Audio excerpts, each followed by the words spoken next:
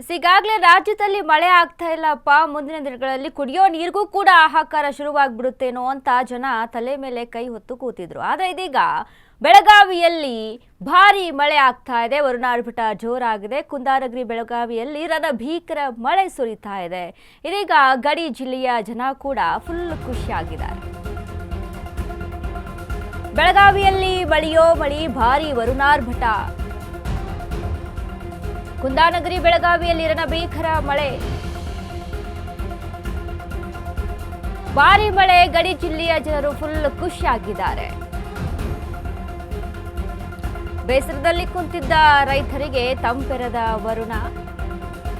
ಕೃಷಿ ಚಟುವಟಿಕೆಗಳು ಕೂಡ ಆರಂಭ ಆಗ್ತಾ ಇದೆ. ಇತ್ತ ಮಹಾಮಳೆಗೆ ಮುಳುಗಿದ ಮುಂಬೈ ನಗರ. ಅಬ್ಬರಿಸಿ ಬೊಬ್ಬಿರಿದ ವರುಣ, ಮಹಾಜನ ತತ್ತರಗೊಳ್ತಾ ಇದ್ದಾರೆ. ಚಿಕ್ಕೋಡಿ ಹಾಗೂ ನಿಪ್ಪಾಣಿಯಲ್ಲಿ ಪ್ರವಾಹದ ಭೀತಿ ಎದುರಾಗಿದೆ. ಉಕ್ಕಿ ಹರಿದ ದೂಧಗಂಗಾ, ವೇದಗಂಗಾ ನದಿಗಳು. ನಾಲ್ಕಕ್ಕೂ ಹೆಚ್ಚು ಸೇತುವೆಗಳು ಸಂಪೂರ್ಣವಾಗಿ ಜಲಾವೃತಗೊಂಡಿದೆ. ನದಿ ತೀರದ ನಿವಾಸಿಗಳಲ್ಲಿ ಇದೀಗ ಭಾರಿ ಆತಂಕ ಎದುರಾಗಿದೆ. ಕಾರದಗ ಬೋಜ್ ಸಂಪರ್ಕದ ಸೇತುವೆ ಸಂಪೂರ್ಣವಾಗಿ ಜಲಾವೃತವಾಗಿದೆ. ಸೇತುವೆ ಮುಳುಗಿದ್ದು ಜನರ ಓಡಾಟಕ್ಕೆ ಪರದಾಟ ಶುರುವಾಗಿದೆ. ಇತ್ತ ಕೃಷ್ಣಾ ನದಿಯ ನೀರಿನ ಮಟ್ಟದಲ್ಲೂ ಕೂಡ ಭಾರಿ ಏರಿಕೆ ಕಾಣಿಸ್ತಾ ಇದೆ. ಒಳಹರಿವು ಹೆಚ್ಚಾಗಿದೆ. ತಾಲೂಕು ಆಡಳಿತ ಪೊಲೀಸರ ಕಟ್ಟುನಿಟ್ಟಿನ ಎಚ್ಚರಿಕೆ ಕೂಡ ನೀಡಿದ್ದಾರೆ. ಕೃಷ್ಣಾ ನದಿಗಳು ಈಗಾಗಲೇ ತುಂಬಿ ಬೋರ್ಗರೆಯುತ್ತಿವೆ. ನದಿಯ ತೀರಕ್ಕೆ ಯಾರೂ ಹೋಗದಂತೆ ಕಾಕಿ ಸೂಚನೆಯನ್ನ ಕೊಟ್ಟಿದೆ. ವರುಣಾರ್ಭಟ ಜೋರಾಗಿದೆ. ಬೆಳಗಾವಿ ಜಿಲ್ಲೆಯಲ್ಲಿ ಚಿಕ್ಕೋಡಿ ತಾಲೂಕು ಆಗಿರ್ಬೋದು, ನಿಪ್ಪಾಣಿ ಆಗಿರ್ಬೋದು, ಇನ್ನು ಒಂದು ಕಡೆ ಮುಂಬೈಯಲ್ಲೂ ಕೂಡ ಇಡೀ ನಗರ ಜಲಾವೃತಗೊಂಡಿರುವಂಥದ್ದು. ಮತ್ತೊಂದು ಕಡೆ ಕೃಷ್ಣಾ ನದಿ ತುಂಬಿ ತುಳುಕ್ತಾ ಇದೆ, ತುಂಬಿ ಹರಿತಾ ಇದೆ. ಒಳಹರಿವು ಹೆಚ್ಚಾಗಿದೆ. ಹೀಗಾಗಿ ಕಾಕಿ ಕೂಡ ಸೂಚನೆಗಳನ್ನು ಕೊಟ್ಟಿದೆ, ಯಾರು ಕೂಡ ಅಲ್ಲಿ ಹೋಗುವಂತಿಲ್ಲ ಅಂತ. ಇನ್ನು ಅದರ ಜೊತೆಗೆ ಸೇತುವೆಗಳು ಇಲ್ಲಿ ಮುಳುಗಿರುವಂಥದ್ದು. ಜನಗಳ ಓಡಾಟಕ್ಕೆ ತೊಂದರೆ ಆಗ್ತಾ ಇದೆ. ಜನಜೀವನ ಅಸ್ತವ್ಯಸ್ತಗೊಂಡಿದೆ. ಮತ್ತೊಂದು ಕಡೆ ರೈತರ ಮುಖದಲ್ಲಿ ಸಂತಸ. ಯಾಕಂದರೆ ಬೆಳೆಯನ್ನು ಬೆಳೆದಿದ್ದಾರೆ, ಬೆಳೆಗೆ ನೀರು ಬೇಕಲ್ವಾ, ನೀರೇ ಇಲ್ಲ ಅಂತ ಜನ ಕಂಗಾಲಾಗಿದ್ರು, ರೈತರು ಕೂಡ ಕಂಗಾಲಾಗಿದ್ರು. ಒಂದು ಕಡೆ ಖುಷಿ ಪಡುವಂಥ ವಿಚಾರ, ಕೃಷಿ ಚಟುವಟಿಕೆಗಳೆಲ್ಲ ಆಕ್ಟಿವ್ ಆಗಿದ್ದಾವೆ. ಅಂದರೆ ಆಕ್ಟಿವ್ ಆಗಿ ಕೆಲಸಗಳಲ್ಲಿ ಮುನ್ನಡೆದಿರುವಂಥದ್ದು ರೈತರೆಲ್ಲ. ಇನ್ನು ಅದ್ರ ಜೊತೆಗೆ ಕೃಷ್ಣಾ ನದಿಯ ಒಳಹರಿವು ಹೆಚ್ಚಾಗಿರೋದ್ರಿಂದ ನೀರಿನ ಮಟ್ಟ ಹೆಚ್ಚಾಗ್ತಾ ಇದೆ. ನದಿ ತುಂಬುವಂಥ ಭೀತಿ ಹೆಚ್ಚಾಗಿರುವಂಥದ್ದು. ಸೊ ಹಾಗಾಗಿ ಕಟ್ಟುನಿಟ್ಟಿನ ಕ್ರಮಗಳನ್ನು ಕೂಡ ತೆಗೆದುಕೊಂಡಿದ್ದಾರೆ. ಭಾರಿ ಪ್ರಮಾಣದ ಮಳೆ ಸುರಿತಾ ಇರುವಂಥದ್ದು ಬೆಳಗಾವಿ ಜಿಲ್ಲೆಯಲ್ಲೂ ಕೂಡ.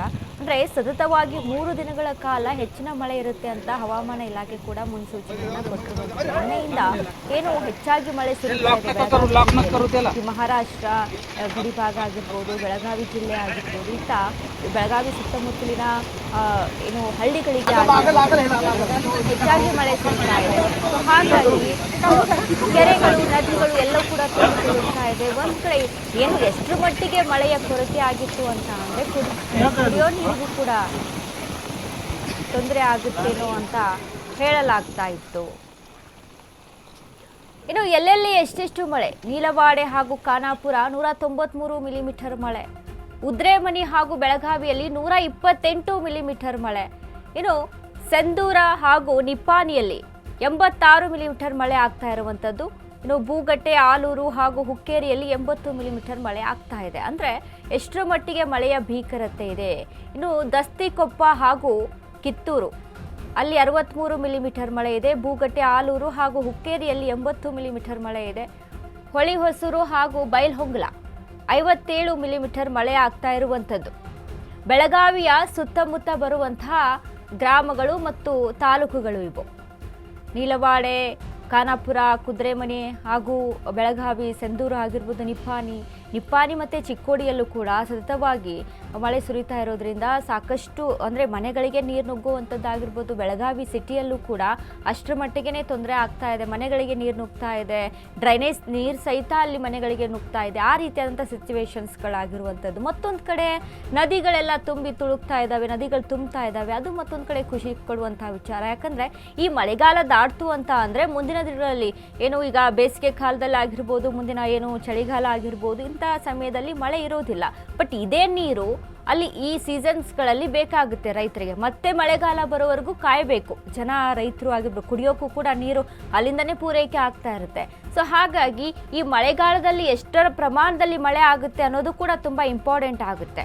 ನದಿಗಳೆಲ್ಲ ತುಂಬಬೇಕಲ್ವಾ, ದಿನಕ್ಕೆ ನೂರಾರು ಕ್ಯೂಸೆಕ್ಸ್ ನೀರು ಹೊರಗಡೆ ಹೋಗ್ತಾ ಇರುತ್ತೆ. ಸೊ ಕುಡಿಯೋಕ್ಕೆ ಅಂತ ಪೂರೈಕೆ ಆಗ್ತಾ ಇರುತ್ತೆ. ಸೊ ಈ ಸೀಸನ್ಸ್ಗಳಲ್ಲಿ ಅದನ್ನು ಮೇಂಟೈನ್ ಮಾಡಬೇಕು ಅಂತ ಅಂದರೆ ಮಳೆ ಸುರಿಲೇಬೇಕು ಈ ಸಂದರ್ಭದಲ್ಲಿ. ಈಗ ಗ್ರಾಮಗಳಲ್ಲಿ ಆಗಿರ್ಬೋದು, ನಗರಗಳಲ್ಲಿ ತೊಂದರೆ ಆಗುತ್ತೆ, ಇಲ್ಲ ಅಂತ ಅಲ್ಲ, ಜನಜೀವನ ಅಸ್ತವ್ಯಸ್ತ ಆಗುತ್ತೆ. ಯಾಕಂದರೆ ಅಲ್ಲಿ ಸರಿಯಾದ ರೀತಿಯಾದಂಥ ಪಾಲಿಕೆ ಏನು ಬೆಳಗಾವಿಯ ಮಹಾನಗರ ಪಾಲಿಕೆ ಆಗಿರ್ಬೋದು ಅಥವಾ ಇನ್ನಿತರ ಬೇರೆ ನಗರ ಆಗಿರ್ಬೋದು, ಅಲ್ಲಿ ಸರಿಯಾದ ರೀತಿಯಾದಂಥ ವ್ಯವಸ್ಥೆಯನ್ನು ಕೈಗೊಂಡ್ರೆ ಜನಗಳಿಗೆ ಅಲ್ಲಿ ತೊಂದರೆ ಆಗೋದಿಲ್ಲ.